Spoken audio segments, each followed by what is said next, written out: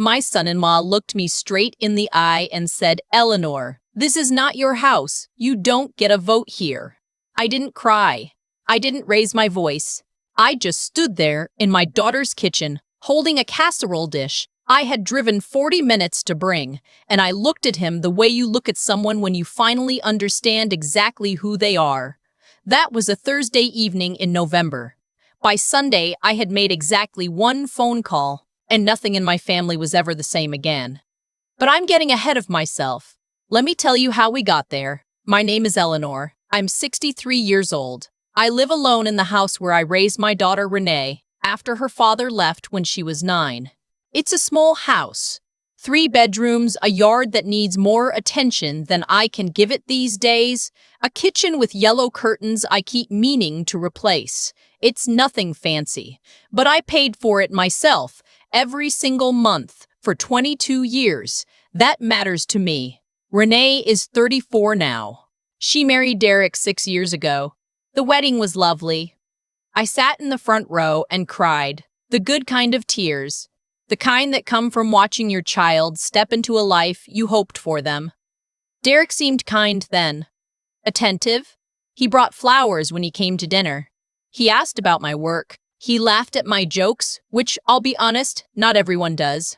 The change was gradual. That's the thing no one tells you about this kind of situation. It doesn't happen all at once. There's no single moment you can point to and say, that's when it started. It's more like a fog that rolls in so slowly you don't realize you can't see clearly until you're already lost in it. The first time I noticed something was about 18 months after the wedding. I called Renee on a Saturday afternoon, the way I always did, and she answered sounding distracted, a little stiff. We talked for maybe 10 minutes. I mentioned I was thinking of coming by that Sunday for a visit. There was a pause, just a half second, but I felt it. And then she said, "Let me check with Derek." I told myself that was normal. Married people coordinate schedules.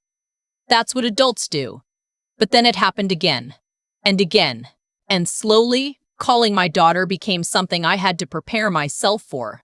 The way you prepare for a conversation that might go fine or might leave you sitting alone at your kitchen table afterward, wondering what you said wrong. By the time their son was born, my grandson, James, the distance had become something I could no longer explain away. I was not called when Renee went into labor. I found out at 7 in the morning when Renee sent a group text with a photo. James Thomas Hargrove, 7 pounds, 4 ounces, born at 2014 a.m. I was in the group text between Renee's college roommate and Derek's aunt from Phoenix. I sat on the edge of my bed in the dark and looked at that photo for a long time. He was beautiful. Round cheeks, a full head of dark hair, eyes still shut against the light. I could see Renee's nose and Derek's jaw and something around the mouth that looked to me like my own mother. I pressed my hand flat against the screen. I told myself it didn't matter how I found out. What mattered was he was here. I was wrong to tell myself that. It did matter. But I wasn't ready yet to admit what it meant. The first year of James's life, I saw him 11 times. I counted, not obsessively. I wasn't keeping a ledger out of bitterness. I counted because one evening I was trying to describe him to my friend Carol over the phone, and I realized I didn't know if he had started walking yet. I didn't know. My only grandchild, and I didn't know if he was walking. I drove to their house the next Saturday without calling ahead. That was my first mistake, according to Derek. He answered the door with James on his hip and an expression on his face that I can only describe as controlled. Not angry, not warm. Controlled. He stepped slightly into the doorway so that I was standing on the porch and he was filling the frame. "Eleanor," he said, "we didn't know you were coming." "I know," I said. "I was in the neighborhood. I thought I'd stop by and see this little one."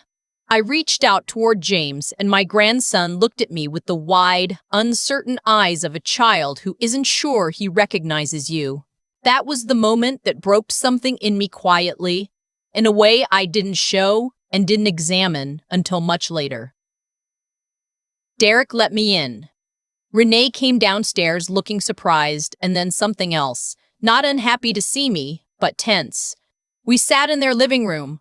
I held James for 20 minutes. He warmed up to me slowly, the way children do when they don't see you enough.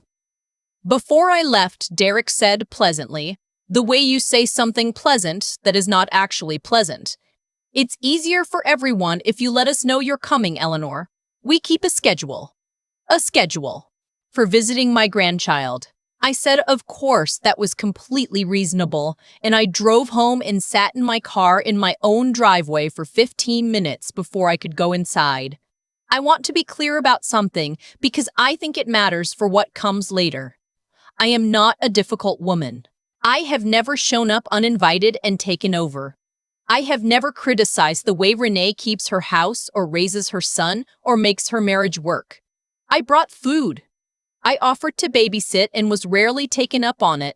I sent birthday cards with checks inside and Christmas gifts that were age-appropriate and not excessive. I did everything right, or at least I tried to. And still. Over the next 2 years, the visits became more formal and less frequent. I was allotted, and I use that word intentionally, Sunday afternoons, twice a month, from 2 to 5. If I arrived at 1:58, Derek would open the door at exactly 2000. If I was still there at 4:55, he would begin a quiet sequence of behaviors. Checking his watch, asking James if he was tired, mentioning they had an early morning, that made it clear I was expected to gather myself and go. Renee never said anything. That's the part that hurt most, if I'm being honest. Derek was, at least, consistent in his behavior. I knew where I stood with him. With Renee, I kept waiting for the version of my daughter I recognized. She'd appear sometimes, a flash of the old warmth, a shared laugh about something, a moment in the kitchen when it felt like it used to. And then Derek would walk in and she'd change, almost imperceptibly, the way a plant turns toward light. Only the light wasn't me. I'm not saying she was afraid of him. I don't want to paint this in a way that isn't accurate. I think she had simply, over years, absorbed his preferences as her own, and his preference was a mother-in-law who existed at a comfortable distance and did not inconvenience anyone. The thing about the college fund happened in the second year after James was born. I had set aside money. Not a huge amount. I'm not a wealthy woman, but steady savings from 20 years of working as an office manager and an inheritance from my own mother that I had never spent because it never felt like mine to spend frivolously. I told Renee I wanted to open a college savings account for James. She cried. She actually cried on the phone, which was the most unguarded I had heard her in years. She said, "Mom, that's so generous, I don't know what to say." I told her she didn't have to say anything. He was my grandson. It was what I wanted to do. 2 days later, Derek called me. Not Renee, Derek. He was polite about it. He said they appreciated the thought. He said they were planning to handle James's education themselves. He said he didn't think it was appropriate for me to have financial involvement in James's life because it created complications. When I asked what kind of complications, he paused for exactly long enough to let me know the answer was not going to be something I could argue with logically. And then he said, "It creates an expectation of influence that Renee and I aren't comfortable with." I said I understood. I hung up. I transferred the money to a different account and did not bring it up again. I am telling you this because I need you to understand that by the time we arrived at that Thursday in November, the night with the casserole dish and the vote I wasn't allowed to have, I had already swallowed a great deal. Years of it. Quietly, without complaint. Because I loved my daughter. And I loved James. And I kept believing that if I just continued to be present and patient and undemanding, it would eventually become easier. It was Thanksgiving week. I had been invited, with a specific date and arrival time and a dish I was asked to bring, as though I were a neighbor rather than the mother of the woman who lived there, to join them for the holiday. I was grateful for the invitation, That alone tells you something about where we had arrived. I made my mother's green bean casserole. It's not fancy, but it's what we always had, what Renee grew up eating at my table every November. I thought it might be a small gesture toward continuity, toward something familiar. When I walked into the kitchen, Derek's mother was already there. Her name is Patricia. She is perfectly pleasant, and I hold nothing against her. But she was standing at my daughter's stove, stirring a pot of something, wearing an apron, moving through that kitchen with the ease of someone who belongs there. On the counter, I could see the casserole she had brought, and another dish, and a pie, and a basket of rolls. Renee was beside her laughing at something. Her whole body was relaxed in a way it rarely was when I visited. She turned when she heard me come in, and her expression shifted just slightly. A small cloud across the sun, and she said, "Oh, Mom, hi," and came to hug me. The hug was brief. I set my dish on the counter. I said hello to Patricia, who was warm and gracious. I looked around the kitchen, and I asked if there was something I could help with. Derek came in from the dining room. He looked at the casserole dish, and then at me, and then he said, pleasantly, in that way of his, "We've actually got the menu covered, Eleanor. You can just relax in the living room." I said that was fine. I went to the living room. James was there, playing on the floor with a set of wooden trains. He looked up when I came in and said, "Hi," in the offhand way children greet familiar but not essential people. Then he went back to his trains. I sat on the edge of the couch. I could hear laughter from the kitchen. The sound of Patricia saying something, and Derek responding, and Renee laughing again, the unguarded laugh. After a while, I got up and went back to the kitchen doorway. I said, "Renee, I was thinking, maybe next year, James could come stay with me for a few days over the holiday. We could do some of the traditions we used." Derek turned from the counter. He looked at me pleasantly. He said, "Eleanor, this is not your house. You don't get a vote here." Renee looked at her cutting board. Patricia kept stirring her pot. I stood in that doorway with my hands at my sides, and I looked at my son-in-law and I thought, with complete clarity, I see you. I have always seen you. And I am done pretending otherwise. I said, "You're right. I apologize for overstepping." And I went back to the living room and sat with James and his wooden trains, and I was very good for the rest of the evening. I helped set the table when they let me. I complimented the food. I said goodbye cheerfully and drove home through the dark, and I did not cry until I was inside my own house with the door closed behind me. I cried for about an hour. I want to be honest about that. I'm not someone who performs stoicism for its own sake. It hurt. Of course it hurt. 22 years of raising a daughter alone, of working and saving and showing up. And I was sitting at her Thanksgiving table as a guest who didn't get a vote. But somewhere in the middle of that hour, something changed. Not dramatically. It wasn't a lightning bolt or a revelation. It was more like a settling, the way a house settles in cold weather. I felt something shift into place, and I understood that I had been waiting for years for something that was not going to come. I had been waiting for Renee to choose me, for Derek to soften, for the dynamic to change on its own. It wasn't going to change. Not unless I changed something first. I slept on it. I slept on it for 2 nights, which is my version of patience. On Sunday morning, I made coffee and sat at my kitchen table, and I thought about what I actually controlled and what I didn't. I couldn't control Derek. I couldn't control how Renee managed her marriage. I couldn't make them want me present in their lives in the way I wanted to be present. But I had made financial decisions over the years in anticipation of a relationship that didn't exist. I wrote paying for a dental plan that listed Renee as a dependent, even though she'd had her own insurance for years. I'd kept her on out of sentiment. I had named Renee as the sole beneficiary of my life insurance policy without discussion or conditions.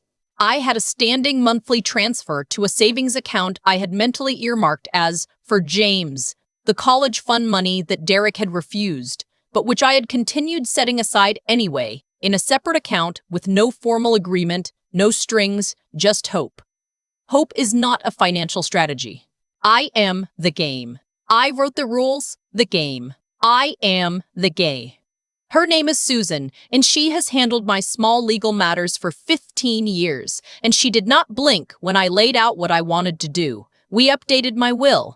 The college fund money, which had grown to a meaningful amount, I redirected into a properly structured trust with conditions accessible to James when he turned 25, managed by Susan, with no parental involvement in the distribution, not as punishment, simply as clarity. If the money was going to be for James, then it would be for James, not mediated through parents who had made their position clear.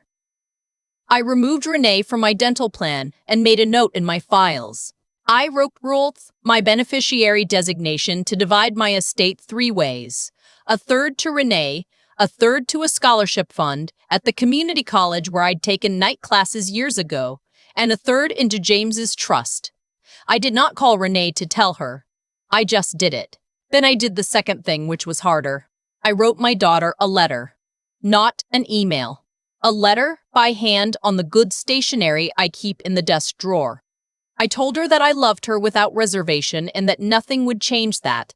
I told her that I understood she had built a life with Derek and that his preferences mattered to her and that I respected her right to structure her household however she saw fit. I told her that I had spent years making myself smaller in order to remain acceptable in her life, and that I was no longer able to do that.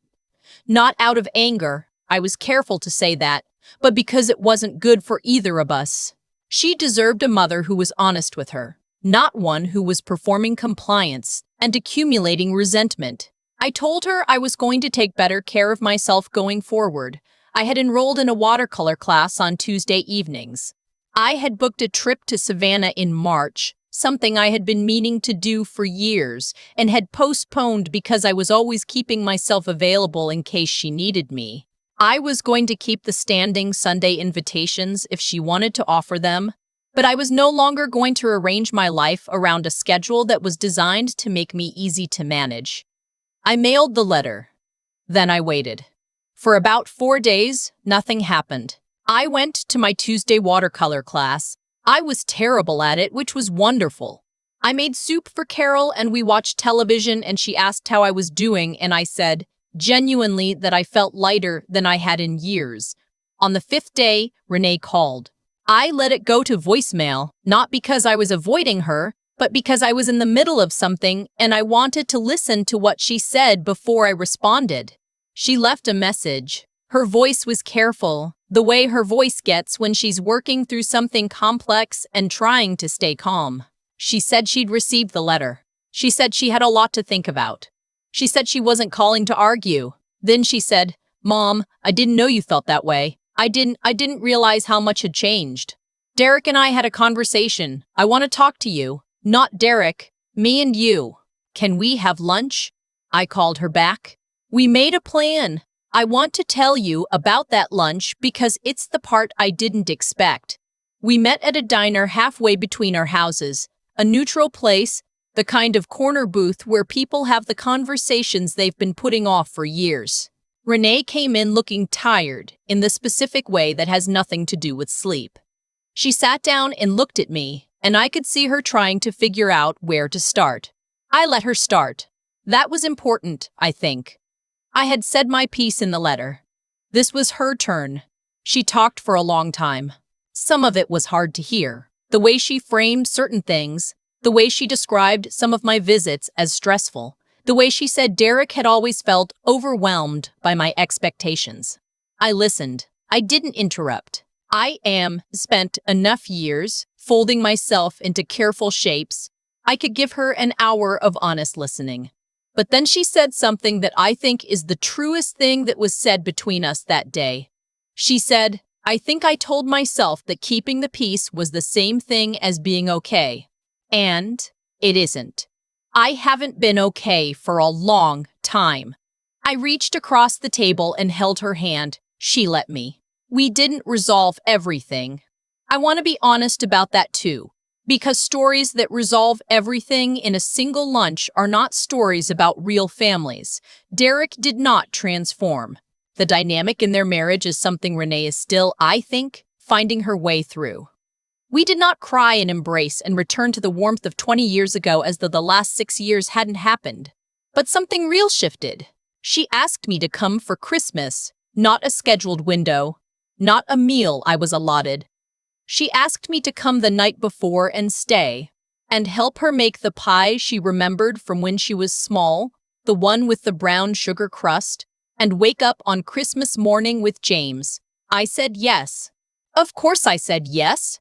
James is 4 now. He is walking and running and talking in the full paragraphs of a child who has discovered that words are powerful and hilarious and sometimes work better than crying. He has my mother's eyebrows, which I am certain of now. When I arrived the night before Christmas, he ran to the door and said, "Grandma, Eleanor's here," in a voice that rang through the whole house. And Derek, who was standing in the hallway, stepped to the side and let me in without comment. Which is not warmth, but which is something. I set my bag down. I went to the kitchen. Renee had the brown sugar and the butter already out on the counter. I hung up my coat. I rolled up my sleeves. I'm not going to tell you the hard parts are over, because I don't know that they are. I know that I cannot control how this family reshapes itself or whether it does. I know that some distances, once they grow, don't fully close. I know that Renee is doing work that is hers alone to do, inside her marriage, inside herself. But I know this. I am done being a guest in my daughter's life. Not because I forced my way back in, and not because I won some battle. Because I stopped waiting for permission to matter, and I started acting like someone who already knew she did. I take my watercolor class on Tuesday evenings. I am still not very good. My instructor says I am improving, which I think is the kindest possible way of saying that my clouds no longer look like smoke. I went to Savannah in March. I walked along the river in the morning and ate shrimp and grits in a restaurant where no one knew me. And I was no one's mother, no one's inconvenience, no one's complication. I sat in the sun, and I felt, for the first time in a long time, like myself. My name is Eleanor. I'm 63 years old. I have a daughter I love. I have a grandson who shouts my name when I come through the door. And I have, finally, a life that belongs to me. There's something nobody warns you about when you've spent decades loving people who take that love for granted. They don't warn you that the damage isn't loud. It doesn't arrive all at once like a storm you can prepare for. It arrives the way water gets into old walls, slowly, invisibly, until one day you press your hand against something that used to feel solid and there's nothing left holding it up. I spent years pressing my hand against that wall. I kept telling myself it was still there. What I've come to understand, not from a book, not from anyone telling me, but from living through it, is that how we treat the people who love us unconditionally is a direct reflection of who we are becoming. Derek didn't become who he was in a single moment. He became that person through 100 small choices, each one a little easier than the last, because no one ever showed him there were consequences. And Renee, my daughter who I love without reservation, became someone I didn't fully recognize through her own 100 small choices to keep the peace instead of keeping herself. And I became someone smaller than I was meant to be through my own choices. That's the part I had to sit with. I was not only a victim of this situation, I was a participant in it. Every time I swallowed something that deserved to be said, every time I drove home from a scheduled 2-hour visit and cried in my driveway, every time I accepted less than I was worth because I was afraid that asking for more would cost me everything, I was teaching the people around me exactly how I was willing to be treated. That's the hard truth about how we move through relationships. We train people. Not intentionally, not cruelly, but we do. And if we consistently show up with our hands open and our boundaries absent and our dignity tucked quietly away so as not to inconvenience anyone, we should not be entirely surprised when people stop offering us dignity in return. What changed for me wasn't anger.